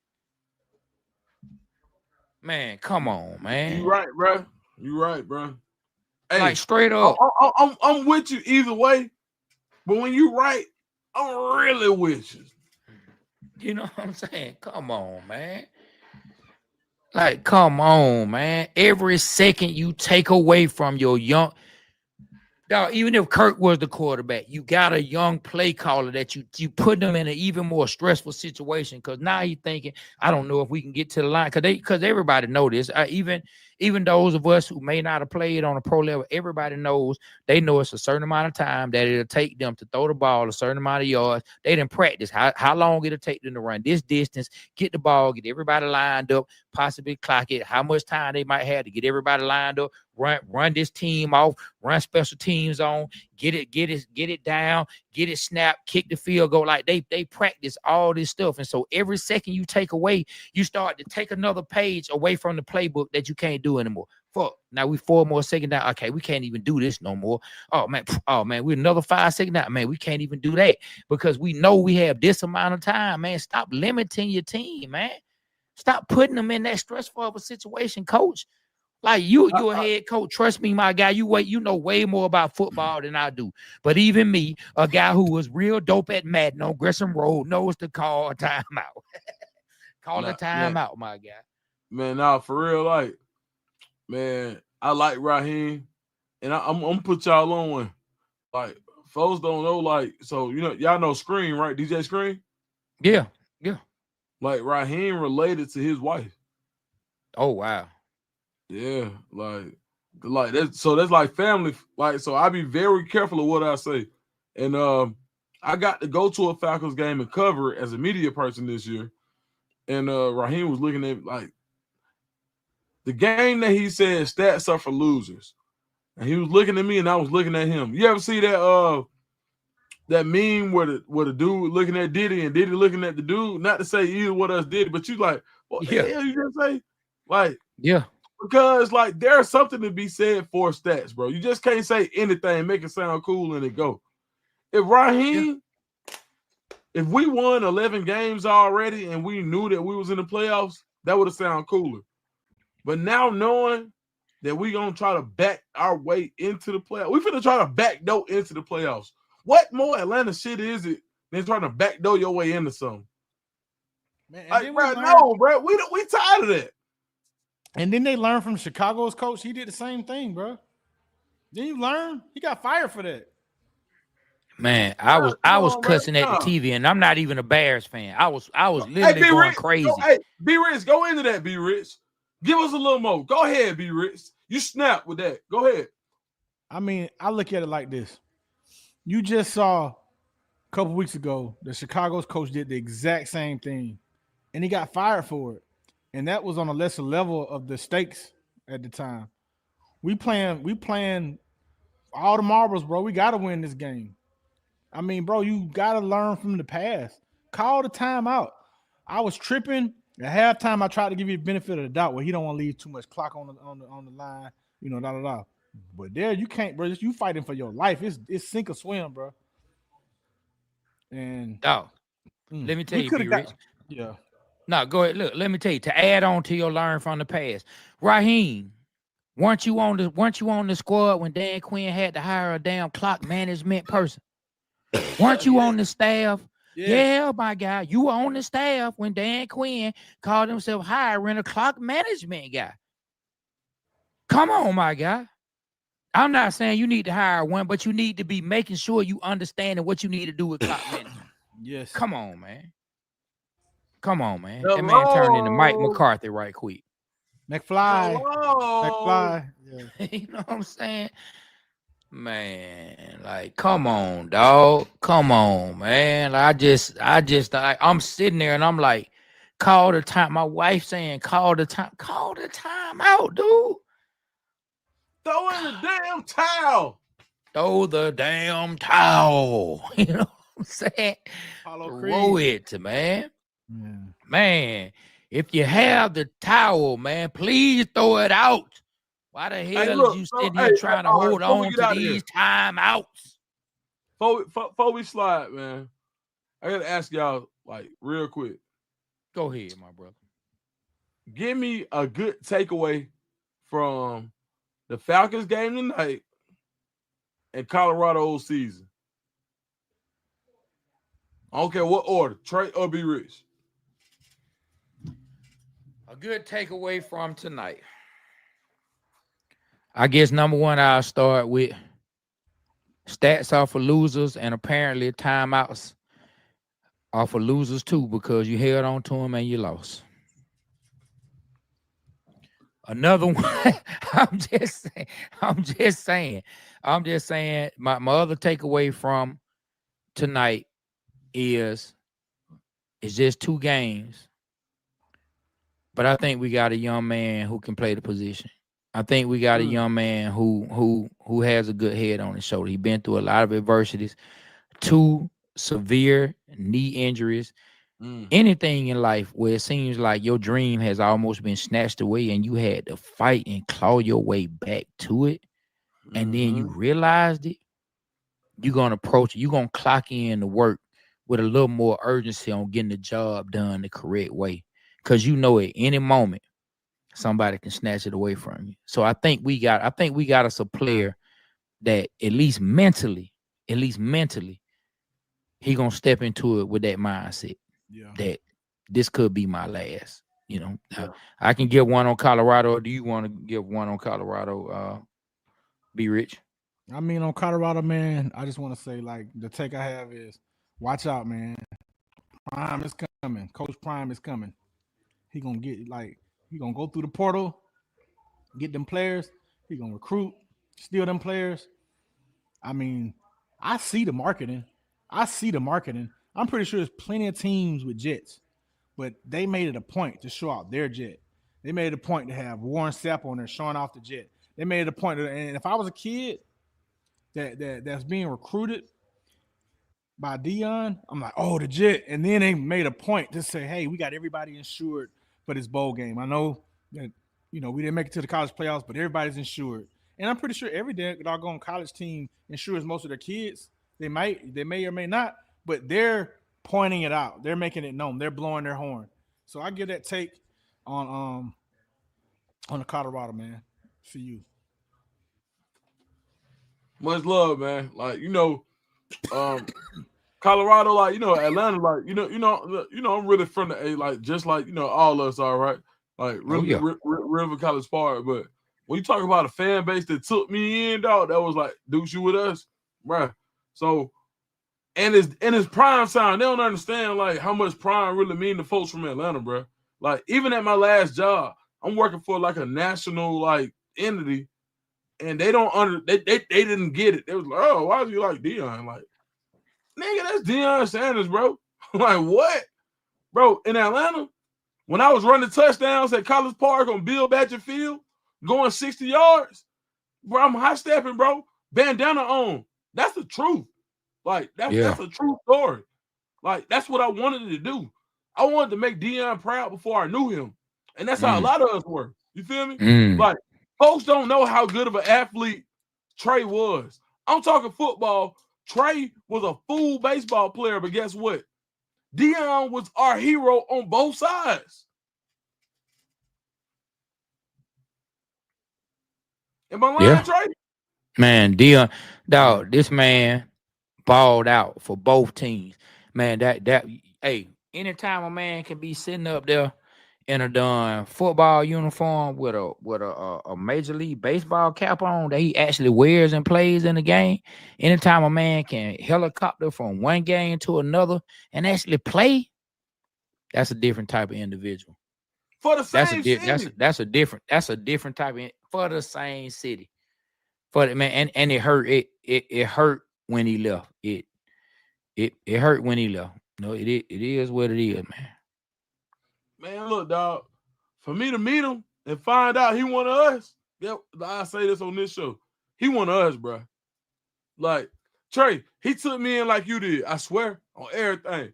Same way you came and got me. Like, hey, I like this young nigga. I like him. Dion did me the same way, bro. He wanted us. I believe it. Everything. That's what's up. Yeah. That's the saying, boy. Blade put that what you say, look And good, get play what, good, be play rich? good, they pay What up, good. bro? Y'all would have made millions because he got a business mind like you. Hey man, you know what though?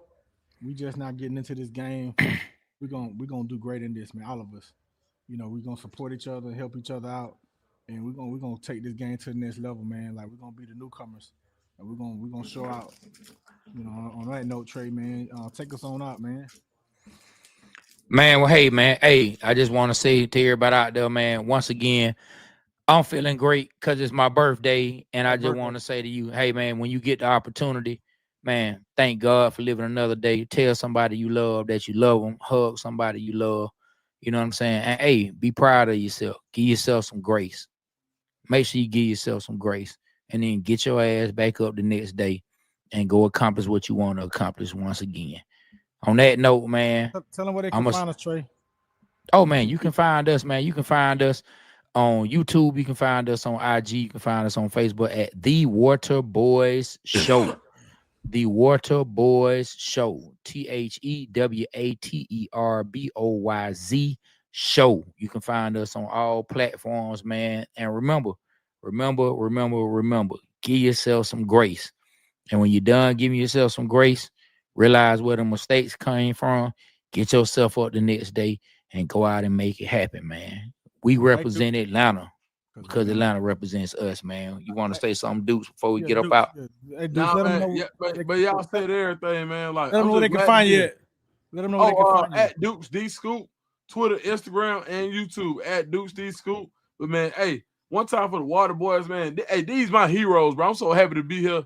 But nigga acting like a preteen, but I appreciate it. Man, and thank you for all the birthday wishes, everybody. Trust me, it does not go unnoticed. I appreciate it, man. Appreciate that, Chris. Chris say, find your peace today. What I always say. That is what he always said, man.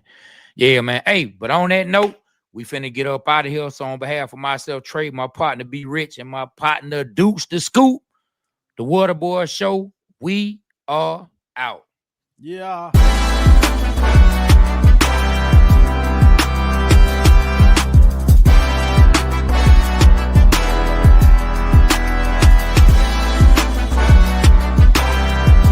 Hey guys, Mark Wahlberg here. You've heard me say it before, but I'm going to say it again. You guys have to check out Hallow. This Lent, we are doing something really powerful.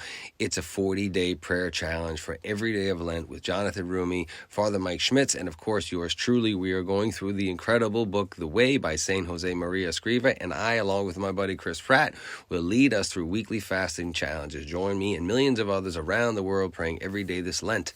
Stay prayed up and God bless you. Hey, it's Amy Brown from The Bobby Bones Show. Join me in supporting St. Jude Children's Research Hospital for a chance to win a trip to meet Megan Maroney at the 2025 iHeart Country Festival in Austin, Texas on May 3rd, hosted by Bobby Bones. We're going to hook you up with tickets, flights, hotel, food credits, and a meet and greet with Megan Maroney.